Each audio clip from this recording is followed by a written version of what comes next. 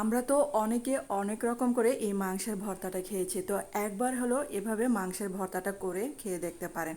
এত মজার হয়। আর এই 3 পিস মাংসের টুকরা দিয়ে 5 থেকে 6 জন অনায়াসে এই ভর্তাটা খেতে পারবেন।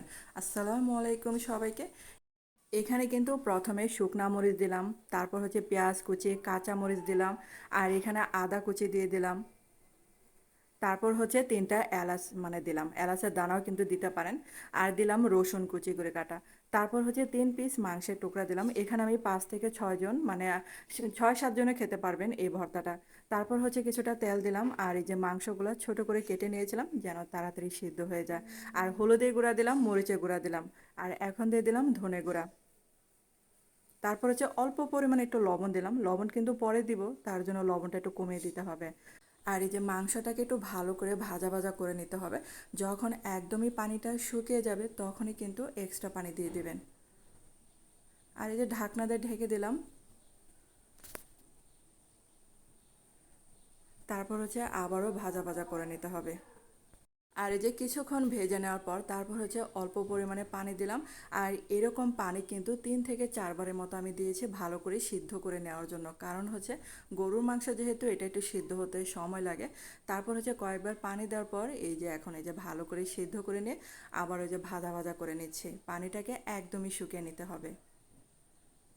আর এই যে প্যানটাকে পরিষ্কার করে আবার ওই যে শুকনা মরিচ দিলাম, শুকনা মরিচে অল্প একটু তেল দিয়ে নিলাম।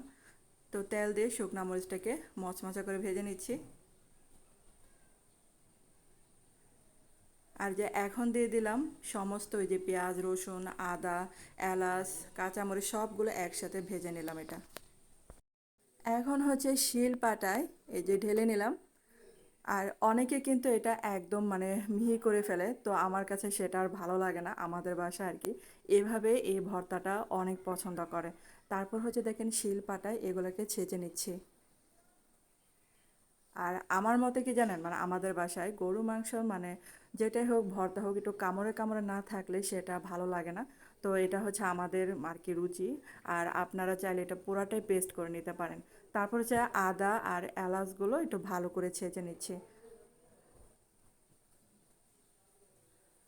আর এটা যেন কামড়ে কামড়ে না পড়ে তার জন্য এটাকে ভালো করে পেস্ট করে নিতে হবে। আর এলাচের খোসাটাকে এই যেরকম করে হাত দিয়ে ফেলে দিবেন, না হলে আবার কামড়ে কামড়ে এলাচের দানা মানে এলাচটা ভালো লাগবে না। আর যে শুকনা মরিচ আর একটু লবণ দিলাম, এটাও একটু ভালো করে গুঁড়ো করে নিচ্ছি।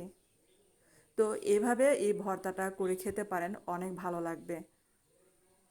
আর যে শুকনা মরিচটাকে ভালো করে গুঁড়ো করে নিলাম। আর তারপর হচ্ছে এই যে মাংসটাকে হাত দিয়ে ভালো করে ছাড়িয়ে নিচ্ছি। আর এই যে সবগুলো যখন ছাড়িয়ে নিলাম তখন হচ্ছে ভাজা পেঁয়াজগুলো দিয়ে দিলাম। আর এগুলা কিন্তু এখন আর তেমন আর কি পেস্ট করা যাবে না।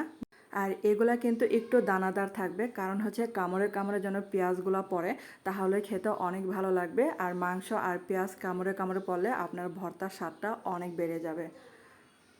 তারপর হচ্ছে এই যে একটুখানি সরিষার তেল দিয়ে আবারও যে মাখিয়ে নিচ্ছে। তো ভর্তাটা কিন্তু হয়ে গেছে। আর এখন হচ্ছে একটা প্লেটে সার্ভ করে নিচ্ছি।